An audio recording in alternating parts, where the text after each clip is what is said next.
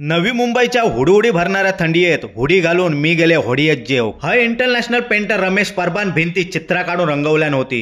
अगदी होडी खोल समुद्रात हा असा वाटत होता. आमच्या रमेश परबान तर नाकवा नाकवीन आणि त्यांचे टाय चिपे रंगवून हॉटेल अगदी चमकावून टाकल्यान. हॉटेलची मालकीन तर आमच्या रत्नागिरीची सावतीनचा. स्वतः सावतीनेच्या चेडवान माका पापलेट फ्राय करून दिल्या आणि सांगल्यान माझे आव स्वतः मसाले बनवता खाऊन बघ. पण धाकट्या चेडवान वारसा हक्क सांगून पापलेट स्वतःकडे ठेवल्यान आणि मी हाऊंडे गिळत बघत राहिलोय. कोलंबी तवा फ्राय, बोंबील फ्राय आणि अळूवडिओ बाबल्यान हाडून ठेवताच आम्ही नाहीशी केलं. मग सुरमई थाळी आणि कोलंबी थाळी येताच मी भला मोठा सुरमईचा कूट बकासुरासारखा खाल्लं. सुरमईचो फडशा पाडवून मी इंद्रायणी भाता वांगडा कोळंबी मेकावताना आयेचो फोन इलो. आयेक सांगले वाशीच्या खाडीत होडीत बसून मी मासे खातय. आये म्हणता होडीत बसून कित्याक पाण्यात उतरून मासे खा, माझा काय जाता असा म्हणून आयन फोन कट केल्या. मग पिंक्यान स्वतः बनवून कोंबडी वडे हाडल्या. माका सांगता बकासुरा नुसते मासे मासे करू नको, मालवणी कोंबडी वडे सुद्धा खाऊन बघ. हय परबीन झेंडो फडकावून डायरेक्ट हॉटेल